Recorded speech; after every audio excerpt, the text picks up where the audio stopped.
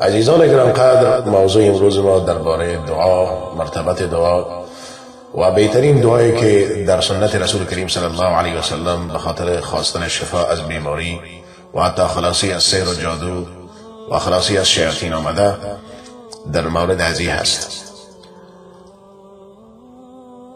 این دعا که یکی از دعای خیلی زیبا و مقبول هست، اگر این 7 بار با اخلاص کامل، با فقه کامل و بدون کدام فکر دیگر در دماغ آدم خطور کنه، یعنی با اخلاص عام و تام قلبی و دلی اگر این خوانده شود، الله سبحانه و تعالی دعای شما را منظور میگردانه و ان شاء الله تعالی از مشکلات و از بیماری ها شما رهایی می‌یابید.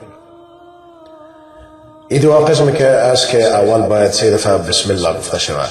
بسم الله، بسم الله، بسم الله. و اصل دعایی است: اعوذ بعزت الله و قدرته من شر ما اجد و احاذر. اعوذ بعزت الله و قدرته من شر ما اجد و احاذر. این دعا باید 7 بار خوانده شود با اخلاص کامل، با یقین کامل. ان شاء الله تعالی الله سبحانه و تعالی به بیمار شما یا بیماری خودتان که از او بیماری رنج میبرین، که اگر او بیماری جسمی فیزیکی باشه یا روحی باشه یا مسائل شیطان و سحر و جادو باشه، ان شاء الله که شما با خواندن این دعا شفایاب میشین بخیر. اما آنچه خیلی مهم است شرایط قبولی دعا است. باید این را بدانیم که یکی از عبادات بزرگ و مهمی که مسلمان به او مبادرت می‌ورزد و به او بسیار اهمیت باید بده دعا است و شرایط هست برای اجابت دعا که تقریبا ما او را در 24-25 بخش مختلف نگاشتیم، اما دانه دانه هر کدام از این ما شما میگم که کدام شرایط است که دعا را نزد الله سبحانه تعالی محبوب میگردانه و مستجاب میگردانه. اولین چیزی که بسیار مهم است در دعا، اخلاص در دعا است. دعا کننده باید از دل و جان اخلاص کامل داشته باشد که الله سبحانه تعالی خالق ما هست و دعای مرا الله ما قبول میکنه. درد هم از جانب خدا هست، بیماری هم از جانب خدا هست و شفایش هم نزد او تعالی است. پس اخلاص خیلی مهم است. وقتی که صحبت از اخلاص میکنیم، اینجا موضوع توحید و عقیده بسیار مهم است. انسان وقتی که اخلاص در دعا میکنه، او باید شرک نورزد. او باید نگوید که به حق فلان و بسم الله، به حق فلان ولی و به حق این و آن. این اخلاص در دعا نیست. دوم چیزی که خیلی مهم است، ای که دعا را با حمد و ثنای الله سبحانه و تعالی و بعد از اون با صلوات بر پیامبر اکرم صلی الله علیه و سلم شروع کنیم و با همون دعا را ختم کنیم. چیزی که خیلی مهم است سوم ای است که انسان باید در دعا کردن خود بدودله نباشد. مثلا ات نگه که یا الله اگه خواستی مرا بیامرز، یا الله اگه تو بخوای این کارا با ما بکن. نه، در دعا باید مسلمان دودلگی نکنه و بسیار مطمئن باشه در قبول کردن دعا. یعنی با دل جان خود اطمینان داشته باشه که الله سبحانه تعالی دعای مرا قبول میکنه و دودله دعا نکنه. چهارم چیزی که خیلی مهم است در قبولی دعا، التماس کردن انگام دعا و شتاب نکردن و عجله نکردن است. متاسفانه ما بسیار زیاد به حوصلگی میکنیم، التماس کم میکنیم، عجله زیاد میکنیم، در حالی که باید التماس زیاد باشه و اصلا شتاب و عجله در دعا نباشه. یعنی بعضی کسان میگن که هرچی دعا کردم دعای من قبول نشد. این درست نیست و در حقیقت این افکار انسان نیست. این افکاری که دل میشه انسان و این که میگه که مرچی دعا کردم مستجاب نشد، این اصلا شیطان به او زرق میکنه. شرط پنجم قبولی دعا حضور دل است در وقت دعا کردن. بنده باید حضور دل داشته باشه و از بارگاه رب منان با خشوع و با خضوع، با حضور دل، با اشک قلب دعا بکنه. شرط ششم دعا کردن است که دعا کننده در سختی و آسانی دعا بکنه. ایتو نشه که روز سخت بالای زیبه و ای به خداوند خدا نزدیک بکنه و هر روز نماز بخونه و تضرع بکنه و وقتی که الله سبحانه و تعالی دعای را قبول میکنه باز الله سبحانه و تعالی را ترک بکنه، نمازها را در وقتش نخونه، کندی و سستی و تنبلی بکنه و بالاخره با وساوس شیطانی لبیک بگویه و او وقت در وقت خوشحالی الله سبحانه و تعالی را فراموش بکنه. شرط هفتم قبولی دعایی است که خیلی مهم است و این عقیده یک مسلمان است. تنها و تنها الله سبحانه و تعالی را بخوانه، یعنی فقط الله را بخوانه. نگه که یا الله به حق فلان، به حق بسملان، یا الله به حق فلان شاید شمشیره ولی یا ابوالفضل یا فلان بسملان. نخیر، تنها الله سبحانه و تعالی را در وقت دعا کردن بخوانه. فقط تمام فکر و ذکر و قلب و هوش از او به سوی الله باشه و بس. شرط هشتم قبولی دعایی است که نسبت به خود و نسبت به خانواده خود، دارایی و فرزند خود دعای بد نبکنه. یعنی نسبت به خودش دعای بد نکنه، خانواده خود دعای بد نکنه، دارایی و مال و فرزندای خود دعای بد نکنه. متاسفانه در زمان بعضی از مردهای جامعه ما و در زمان بعضی از زنهای جامعه ما یک تک کلام است، میگه جانمرگ شوی یا فلان شوی، خدا تو را بزنه. شما چی میفهمید که اون وقت قبولی دعا است و راستی خدا را بزنه؟ نخیر، شما نسبت به خود، نسبت به خانواده خود، نسبت به مال و دارایی خود و نسبت به فرزندان خود دعای بد نکنید. هر کسی که خدا یا دوستای خدا یا خانواده خدا یا شوهر یا خانم خدا دعای بد میکنه، این شرط هشتم قبولی دعاست. پس دعای از او مقبول نمیگرده، یعنی دیگه دعای از او مقبول نمیگرده، چرا او از خداوند بدی خواسته. شرط نهم قبولی دعایی است که با صدای آرام، با صدای بسیار با صبر، با بسیار خشوع، یعنی بین بلند بودن و آهسته بودن دعا بکنه به الله سبحانه و تعالی. متاسفانه اکثریت مردم ما با آواز بلند دعا میکنن یا چیخ میزنن، یا خدا مرای تو یا تو. استغفر الله العظیم. شرط قبولی دعا امی هست، شرط نهمش که با صدای آرام بین بلند و آهسته دعا بکنه. شرط دهم قبولی دعایی است که بنده به گناه خود اعتراف بکنه و نسبت به طلب آمرزش به او گناه خود، یعنی طلب آمرزش بکنه از الله سبحانه و تعالی و همچنان نعمت هایی که الله سبحانه و تعالی برش داده به او اعتراف بکنه و شکر از او بجای بیاره. شرط 11 قبولی دعایی است که بعضی کسا وقتی که دعا میکنن، بعضی خطیب ها را در بعضی مساجد مدیدن در جاهای مختلف دنیا، حتی در بین عرب ها هم دیدیم و زیادتر در بین پاکستانی ها و هندی ها زیاد است، مسلمان های هند، و نیز در بین طبقه صوفیه در افغانستان مروج است که اینا وقتی که دعا میکنن کوشش میکنن دعای خدا یک قافیه و یک آهنگ بدن. اینا سعی میکنن که دعایشون قافیه دار باشه و به خاطر اینکه قافیه دعا برابر شود بسیار خدا به زحمت میسازن. یعنی به خاطر انشای دعای قافیه دار و هماهنگ ساختن از اون خود را باید انسان به زحمت نندازد و هی هم یک شرط قبولی دعاست. شرط 12 قبولی دعایی است که در حالت فروتنی و بیمناکی و امید و ترس دعا بکنه. 4 چیز است. انسان در وقت دعا کردن فروتنی بکنه، بیمناک باشه، امید داشته باشه و ترس هم در قلب و در دل از او باشه. این خیلی مهم است عزیزان.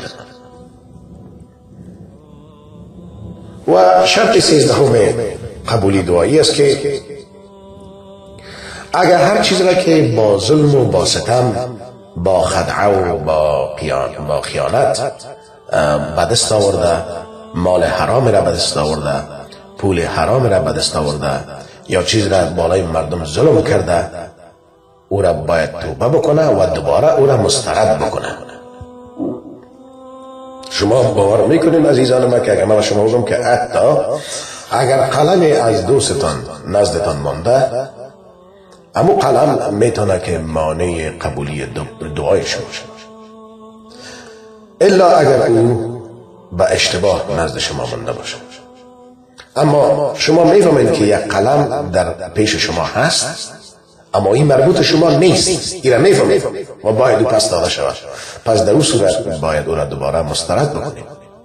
اصل بر این است که هر کسی که چیزی را به ظلم و ستم، به خیانت، به بهانه، به مکر و به حیله از پیش کسی گرفته و الان که او مال از او نیست، اول توبه بکنه و بعد از او را دوباره مسترد بکنه. و این شرط خیلی اساسی قبولی دعا است. اگر نزد شما چیزی از کسی هست و شما میدانید که مربوط شما نیست و او را نمیتین، این یکی از موانع بزرگ در قبول نشدن دعای شما هست. شرط 14 قبولی دعا این است که 3 بار دعا را باید تکرار بکنه.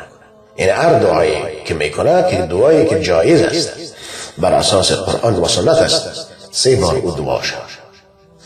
شرط 15 میشه است که دعا کننده رو به طرف قبله باشه، یعنی رویش به سوی قبله باشه.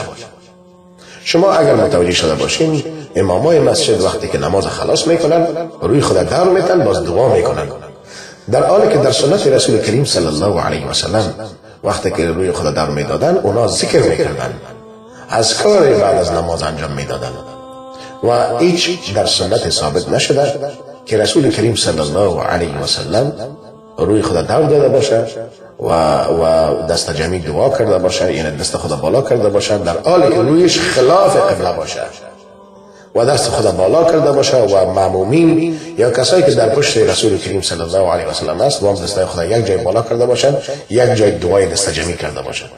شرط قبولی دعایی است که مسلمان رو به طرف قبله باشه. شخصا ما خودم وقتی که دعا میکنم رویم به طرف قبله و سعی میکنم در محل پاک باشم و سعی میکنم بالای سجاده باشم. شرط 16 دعایی است که دستهای خدا انگام دعا مسلمان بلند بکنه. بالا کردن دست سنت است و رسول کریم صلی الله علیه و سلم به حد دستان مبارک خود را بالا میکردند که سفیدی دستان مبارکشان از زیر آستینشان به نظر میرسید. یعنی این هم شرط قبولی دعا است که دستها بلند شود. شرط 17 دعا این است که قبل از دعا باید مسلمان وضو بگیرد و وضوی کامل بگیرد و این بسیار ضرور است در صورتی که میسر باشه. اما در صورتی که یک چیزی که دفعتا رخ میده و شما دعا میکنین اگر وضو ندارین باز هم ایراد نداره. اما شرط خیلی اساسی و زیبایی که باید انسان در مقابل الله سبحانه و تعالی میسته و دست دعا را بلند میکنه با وضو اگر باشه این احسن است. شرط 18 دعایی است که انگام دعا امرای بلند کردن صدا خواست چیزهای ناروا و غیر ممکن و از حد اعتدال تجاوز نکنه. یعنی دعا کننده صدای خود بلند نکنه، چیزهای ناروا را از الله سبحانه و تعالی نخواهد و میفهمه که یک چیز غیر ممکن است او را نخواهد و از حد اعتدال خود تجاوز نکنه.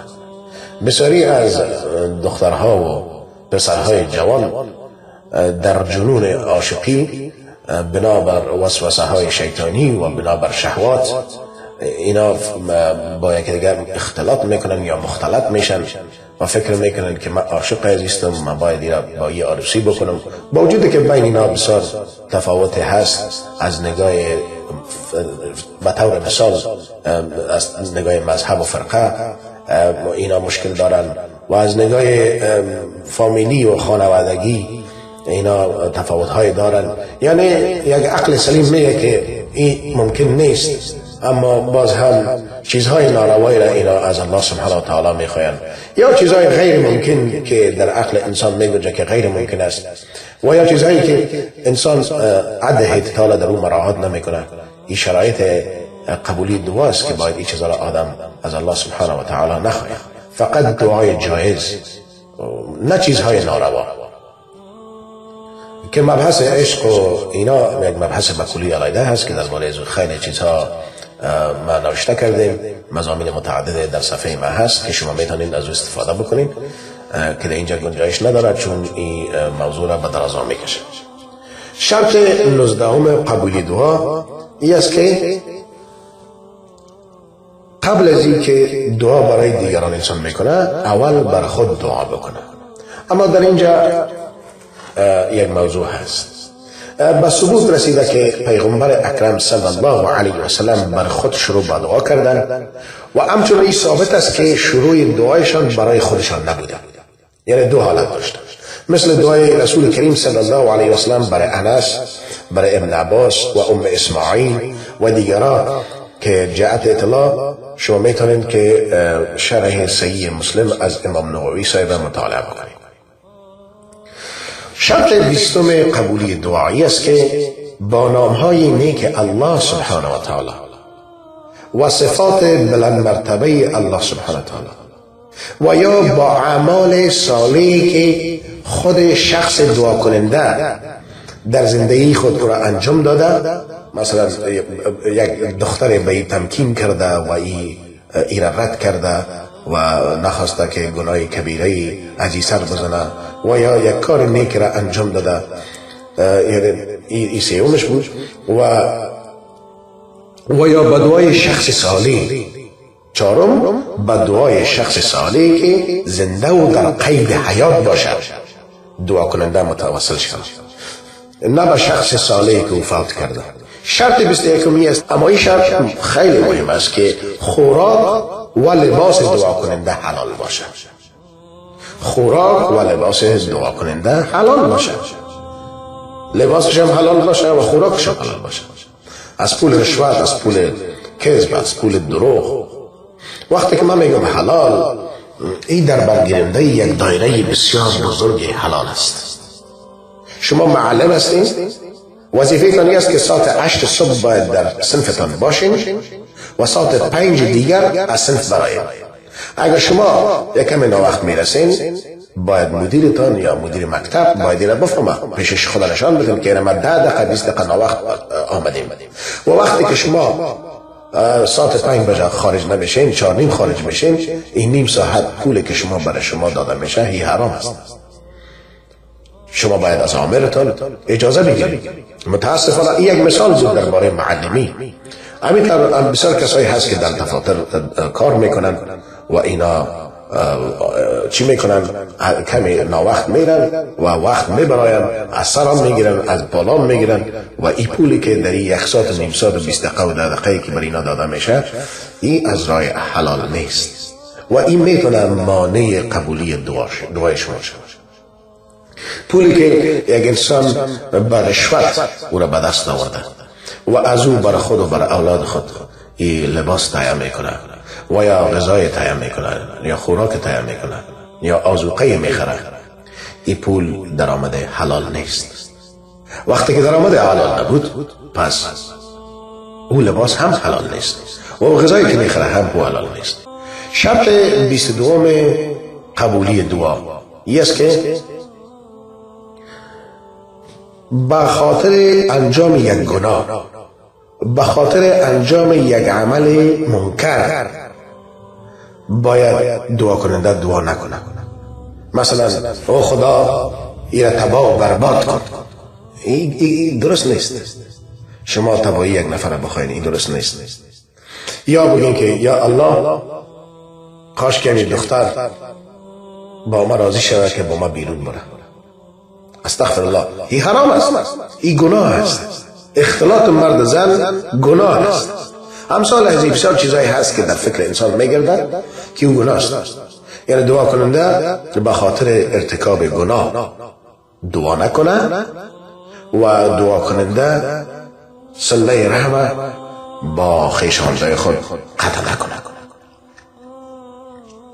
کسی که صله رحم قطع کرده و او از جانب عظیمی کسی است که دعا میکنه، دعای از او معلق میکنه.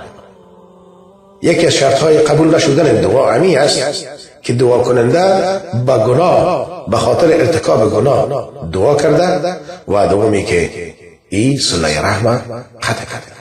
شما باید به خاطر ارتکاب گناه دعا نکنین و شما باید صله رحم را اگر قطع کردین و تمام این 21 شرایط یا 24 شرط دیگر را شما داریم اما یک شرط نداریم، باز هم دعای شما مقبول نمیگردد.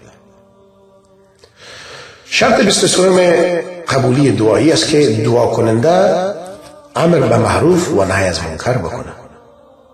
اکثریت ما شما در جامعه بین ما ای عام شده که من چی موسی به دین خود، عیسی به دین خود، باز از پای خود، گوسفند از پای خود آویزان است. هر دوی این مقوله اشتباه است، درست نیست و این خلاف آداب و اندوخته های مکتب اسلام است. نخیر، این وجیبه هر مسلمان است، هر مسلمان که امر به معروف بکنه و نهی از منکر بکنه. شما اگر چیز را در اینترنت، در فیسبوک، در واتساپ یا در جای میبینین از دوستتان، از رفیقتان چیز سر میزنه، باید او را به معروف امر بکنید. کسی که کل نمازی میکنه باید او را امر بکنید. کسی که از قرآن دوری کرده، قرآن نمیخواند، 24 ساعت موسیقی در گوش است، این واجبه شما هست که او را شما منع بکنید. برش بگوین که برادر، خواهر مسلمان، این موسیقی حرام است و چطور یک نفره که در گوشش موسیقی هست و او به الله دعا کنه و او امیدم داشته باشه که دعای از این مقبول بگرده.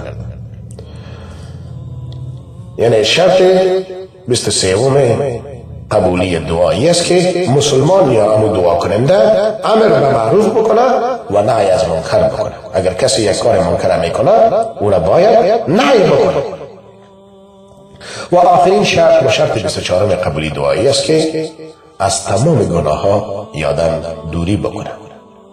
شخص دعا کننده کوشش کنه که از تمام گناه ها دوری بکنه. علی خصوص زنان و خواهران از گناهان کبیره که اینا فکر نمیکنن چقدر گناه کبیره هست. سخنچینی، غیبت. برادر ما پرسان کردن که اگر من غیبت کنم در پشت کسی آیا خداوند دعای مرا قبول میکنه؟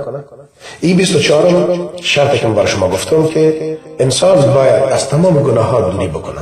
از غیبت، از نمامت، از سخنچینی، از این چیزا باید دوری بکنه اگر میخواه واقعا الله سبحانه و تعالی دعای از را قبول بکنه. پس اگر انسان بر گناهان مبادرت بورزه و باز دعا بکنه، چگونه امید میره که الله سبحانه و تعالی بزودی دعای از را قبول بکنه؟ دعا از بهترین عبادات است و به خاطر منزلت و بزرگی و مکانت و والایی که دعا داره، پیامبر اکرم صلی الله علیه و سلم در یک حدیث صحیح به عنوان عبادت تعریف و توصیف کرده. پس به این سبب است که نصوص و عبارات صریح بسیار زیاد در کتاب سنت دال به بزرگی و بلندی شأن و مقام و اهمیت دادن به دعا آمده و این به گونه‌ای است که از جهات مختلف مشتمل به موضوعات و مقاصد متنوعی است، موضوعاتی که در واقع شأن و مقام عالی دعا، تشویق و ترغیب و احیانا امر به متوسل شدن به او را میرساند. همچنان دال به تجلیل و ستایش از دعا کنندگان و برخوردار شدن اونا از پاداش عظیم است. و از جهت دیگر مسلمانان برشان گفته میشه که از سستی و بی‌تفاوتی نسبت به دعا برحذر باشند و بالاخره الله سبحانه و تعالی چگونگی و طریقی دعا کردن در قرآن کریم ارائه میکنه به بندگان خود که چگونه دعا بکنن و ما این آیه مبارکه را به شما میخوانم و درباره از این روشنی های را از سنت بر شما پیشکش میکنم. ادعوا ربكم تضرعا وخفية إنه لا يحب المعتدين ولا تفسدوا في الأرض بعد إصلاحها وادعوه خوفا وطمعا إن رحمة الله قریب من المحسنین. پروردگار خدا با آلت زاری و فروتنانه و پنهانی به کمک بخوانید. یعنی در دعا با بلند گردانیدن صدا یا درخواست ناروای خود از حد اعتدال تجاوز نکنید که او تجاوزکاران را دوست نمی‌دارد و در زمین بعد از اصلاح او فساد نکنید و الله سبحانه و تعالی را پیوسته بیمناکانه امیدوارانه به فریاد و یاری خود بخوانید. بیگمان رحمت الله سبحانه و تعالی نسبت به نیکوکاران نزدیک است. و در آیه دیگر سوره غافر آیه 65 الله سبحانه و تعالی می فرماید هو الحي لا اله الا هو فادعوه مخلصین له الدین الحمد لله رب العالمین. او خدای است زنده و جاوید، جز او خدای نیست، پس او را به فریاد خوانید و دین و عبادت را خاص او گردانید. فقط او سزاوار سپاس و ستایش است که پروردگار جهانیان است. و در سوره بقره الله سبحانه و تعالی می فرماید و اذا سألك عبادی عنی فإنی قریب اجیب دعوت الداعی اذا دعانی فلیستجیبوا لی ولیؤمنوا بی لعلهم یرشدون. و چون بندگانم از تو درباره من بپرسند که من نزدیکم یا دور، بگو من نزدیکم و دعا کنندگان را هنگامی که مرا بخواند اجابت میکنم و نیازش را برآورده میسازم. پس آنان هم دعوت مرا با ایمان و عباداتی که برایشان فرض نموده ام بپذیرند و به من ایمان بیاورند، باشد که راه یابند. و همچنان الله سبحانه و تعالی می فرماید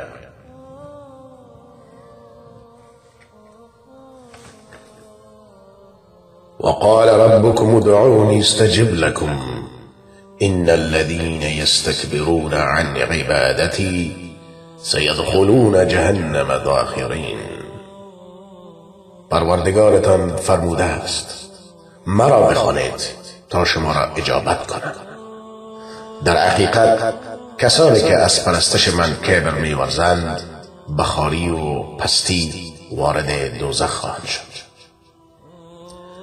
آیاتی که در قرآن در مورد دعا و طریقه خواستن دعا از بارگاه رب منان آمده عزیزان خیلی زیاد است. با همین چند آیه مبارک که من خدمت شما پیشکش کردم اکتفا میکنیم. اما این دعایی که من برای شما امروز پیشکش کردم باید در این دعا بسیار اخلاص باشه. در خود دعا کننده باید اخلاص باشه. این بود خلاصه مبحث امروز که جوابده اکثریت سوالهای شما عزیزان است. و آخر دعوانا ان الحمد لله رب العالمین والصلاة والسلام على اشرف الانبیاء والمرسلین والحمد لله رب العالمین. آمین.